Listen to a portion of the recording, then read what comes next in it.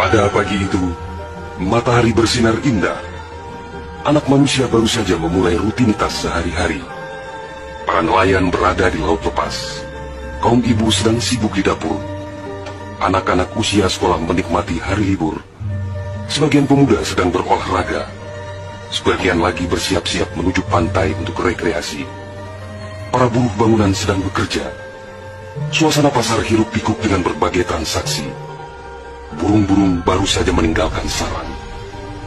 Tiba-tiba pukul 7:58 waktu Indonesia Barat, hari Ahad, 26 Desember 2004, bumi Serambi Mekah berguncang dahsyat. Guncangan gempa pada 8,9 skala Richter itu berlangsung puluhan menit tanpa henti. Bumi bergerak ke bawah dan ke atas, ke kiri dan ke kanan, berayun-ayun terus-menerus.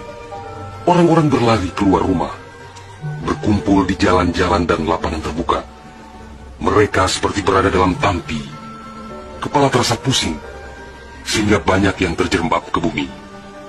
Suara azan Allahu Akbar berkumandang dari menara-menara masjid dan menasa. Suara zikir pun membahana di mana-mana. Jutaan mulut manusia melafazkan asma Allah dan Rasulullah secara terus-menerus. La ilaha illallah, Muhammad Rasulullah.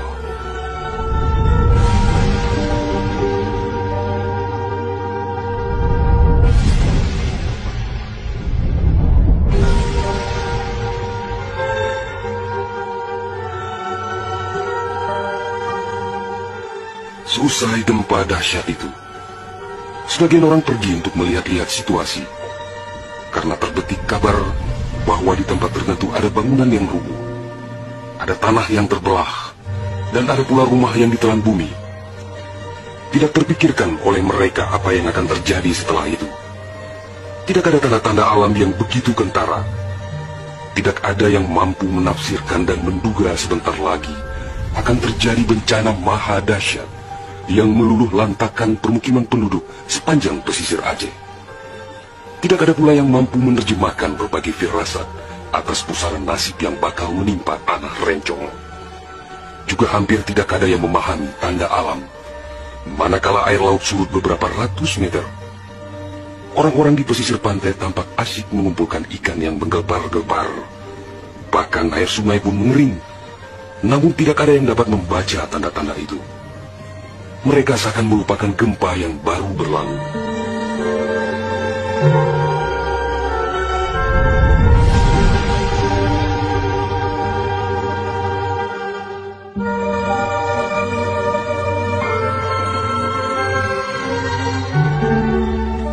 Di berbagai tempat, orang-orang sibuk memperbincangkan gempa sangat dahsyat itu yang belum pernah mereka alami.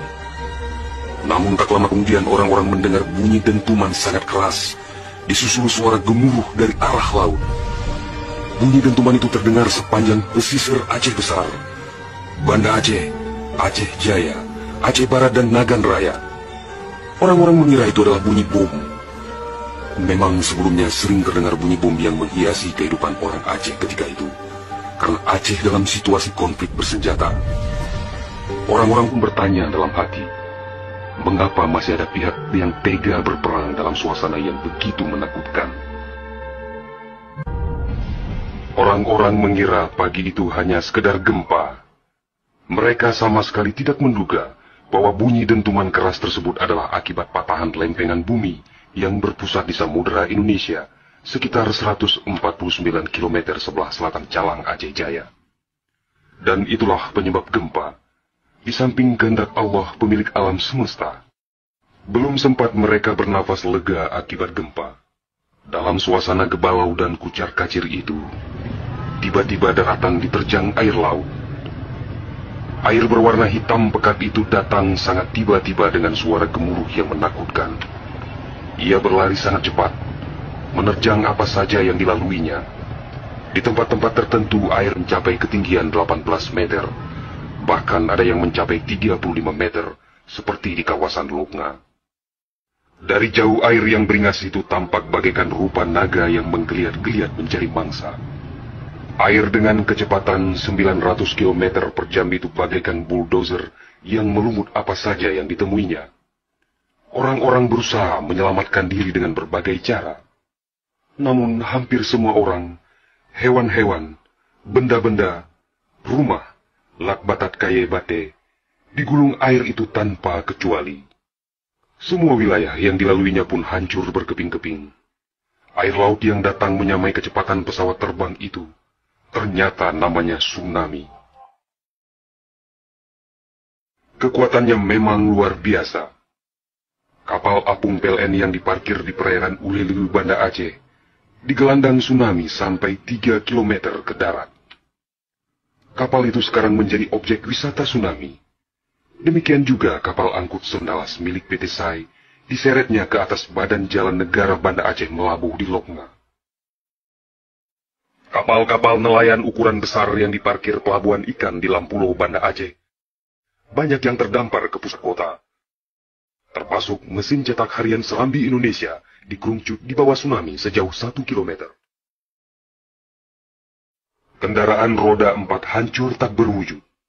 Rumah dan toko-toko serta bangunan lain yang kokoh pun hancur lebur rata dengan tanah. Semuanya di luar dugaan manusia, seakan sebuah mimpi buruk yang sangat langka. Setelah kira-kira 15 menit air laut itu beraksi, suasana pesisir Aceh pun lengang. Sunyi, sepi, senyap, dan hening yang tak bisa dilukiskan dengan kata-kata. Sebagian besar permukiman penduduk rata dengan tanah, seakan instrumentalia kehidupan telah berakhir sampai di sini. Ratusan ribu orang nelangsa, teduk tesepuh, teluk menjaro, teingat kedro hana ledaya, atau terduduk lunglai bersilang tangan, mengingat nasib tiada berdaya. Tsunami yang diakibatkan gempa tektonik itu juga melanda Malaysia, Thailand, India, Maladewa, Sri Lanka,